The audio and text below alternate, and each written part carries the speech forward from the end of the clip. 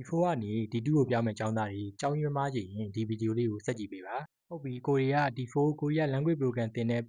ဗီဇာပြီးပြီဆိုလို့ရှိရင် D4 ကနေပြီးတော့ D2 ကိုပြောင်းရမယ်ဆိုလို့ရှိရင်ရွေးချယ်စရာနှစ်ခုရှိပါတယ်အဲ့ဒါဘာလဲဆိုလို့ရှိရင်အဲ့မှာဘယ်လိုရွေးချယ်လို့ရတယ်ဆိုတော့ကိုကပတ်တန်းကျော်အဓိကထားပြီးတော့လှုပ်ရှင်တာလားဒါမှမဟုတ်လို့ရှိရင်စာဦးစားပေးပြီးတော့လှုပ်ရှင်တာလားပုံမူတည်ပြီးတော့ကိုက college တက်မလား university တက်မလားဆိုပြီးတော့နှစ်မျိုးရွေးချယ်လို့ရပါတယ်ဘာလို့လဲဆိုလို့ရှိရင်ကိုကပတ်တန်းကျော်ဦးစားပေးမယ်ဆိုလို့ရှိရင် college ကိုသွားမယ်ဆိုလို့ရှိရင်သူက exam pressure မများဘူးသူကလက်တွေ့လောက်ရတဲ့မိကြကြီးများတယ်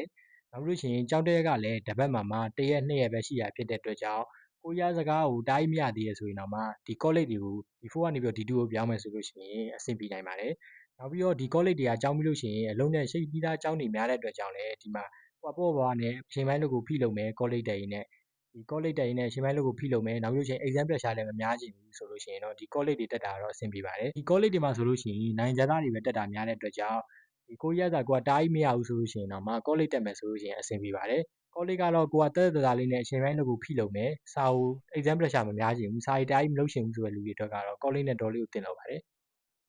်ဒါမှမဟုတ်ဘူးကိုကဒီစာအုပ်ဦးစားပေးခြင်းနဲ့အချိန်ပိုင်းလောက်ကလည်းလုပ်မယ်ဆိုလို့ရှိရင်တော့ဒီ university ကိုသွားလို့ရပါတယ် university ရဆိုလို့ရှိရင်တော့ကိုကတကယ်လို့ကိုကအချိန်ပိုင်းလုပ်ကိုလည်းလုပ်မယ် university ပဲတက်မယ်ဆိုရင်တော့တော်လေးကိုပြင်ပန်းပါလိမ့်မယ်ဘာလို့လဲဆိုရင် university ကတော့သူတို့ကိုရီးယားသားတွေများတဲ့ major တွေများတယ်ကိုရီးယားလူမျိုးတွေတော့များများရှိတယ် university major တွေမှာဆိုလို့ရှိရင်အားကြောင့်မို့သူကကိုရီးယားသားလူမျိုးတွေနဲ့အတူသင်ရမှာဖြစ်တဲ့အတွက်ကြောင့်ကိုရီးယားပတ်တိုင်းကျော်တွေလောက်ရမယ်လောက်ရပြီးတော့သူတို့နဲ့အတူတူစာကိုလည်းလိုက်လို့ရမှာဖြစ်တဲ့အတွက်ကြောင့်ကိုကအဲ့ဒီမှာမှကိုက ranking ကောင်းတဲ့ကျောင်းတွေမှာတွတ်တက်မယ်ဆိုလို့ရှိရင်စာရဲ့ pressure လည်းရှိမယ်နောက်လို့ရှိရင်ကိုကအချိန်ပိုင်းလုပ်ရတာဖြစ်တဲ့အတွက်ကြောင့်ကို့အတွက်ကတော်လေးကိုပြင်ပန်းပါလိမ့်မယ်အချိန်ပိုင်းလောက်ကပြင်ပန်းတာရောပြင်ပန်းပြီးတော့အိမ်ပြန်ရလို့ရှိရင်ကိုကစာတွေထပ်လို့မှာဖြစ်တဲ့အတွက်ကြောင့်ဒီ pressure တော်လေးကိုများမယ်ဗျာ exam pressure တွေလည်းရှိတယ်အားကြောင့်မို့နောက်လို့ရှိရင်ဒီကိုရီးယားစကားအဲ့လို university ကိုသွားတော့မယ်ဆိုလို့ရှိရင်ကိုရီးယားစကားမရလို့မရတော့ဗျာဘာလို့လဲဆိုလို့ရှိရင် university သွားတဲ့အခါမှာဒီကိုယ့်ရဲ့အတန်းပေါ်တွေကကိုရီးယားသားတွေများတဲ့အတွက်ကြောင့်ဒီပေါင်းသိဆက်ဆက်ရတဲ့နေရာမှာရောပြောဆိုရမယ့်နေရာမှာတွေက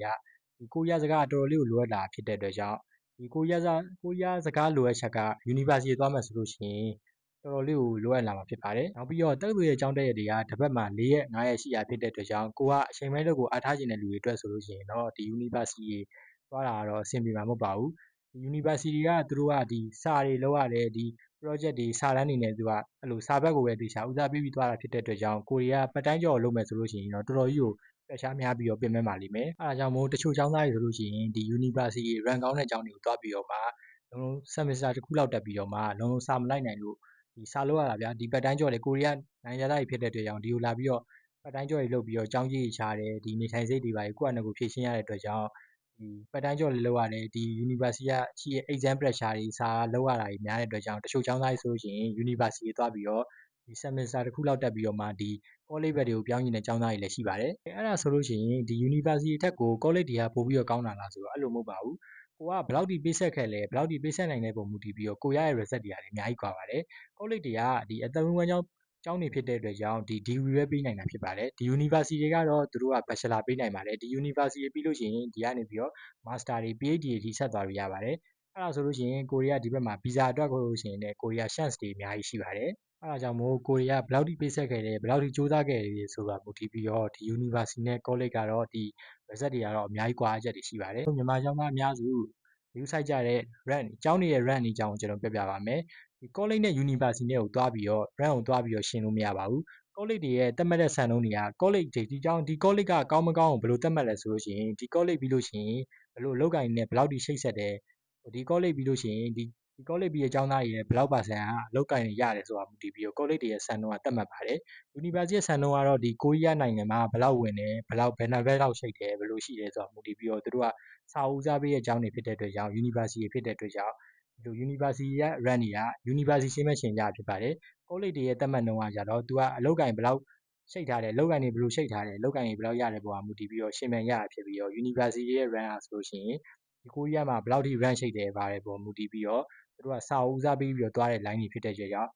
rank ချင်းရှင်မယ်ဆိုလို့ရှိရင် college ချင်းရှင်ပြီးတော့ university နဲ့ရှင်မယ်ဆိုလို့ရှိရင် university ချင်းပဲရှင်လို့အဆင်ပြေတာဖြစ်ပါတယ်အဲ့ဒီမှာမှတချို့ကျောင်းသားတွေဆိုလို့ရှိရင်ဒီကျောင်းသားကတက်တာခြင်းတဲ့အတွက်ကြောင့်အရင်ဆုံး college ကိုရင်တက်လိုက်တယ်ကျွန်တော်တို့ language program D4 ပြီးလို့ရှိရင် D2 ပြောင်းတဲ့အခါမှာ college ကိုရင်တက်လိုက်တယ် college ကို2နှစ်တက်ပြီးတော့မှဒီ college ကနေတစ်ဆင့် university ကိုပြန်ပြီးတော့ transfer လုပ်တယ်ဗျာသူတို့အဲ့ college မှာဘာတွေလုပ်ခဲ့လဲဆိုလို့ရှိရင်သူတို့ကအမှတ်တွေကောက်အောင်လုပ်တယ် credit တွေကောက်အောင်တေချာ GPA တွေတစ်ခါကောင်းအောင်လုပ်ပြီးတော့မှဒီ University rank မြင့်တဲ့ University ကို college ကပထမနှစ်ဒုတိယနှစ်2နှစ်တက်ပြီးလို့ရှိရင်ဒီတတိယနှစ်မြောက်ရောက်ပြီဆိုလို့ရှိရင်ဒီ University rank ကောင်းတဲ့ University ကိုသူတို့ကပြောင်းကြဖြစ်ပါတယ်အဲ့ဒီနေ့မှတစ်စဉ်သူတို့က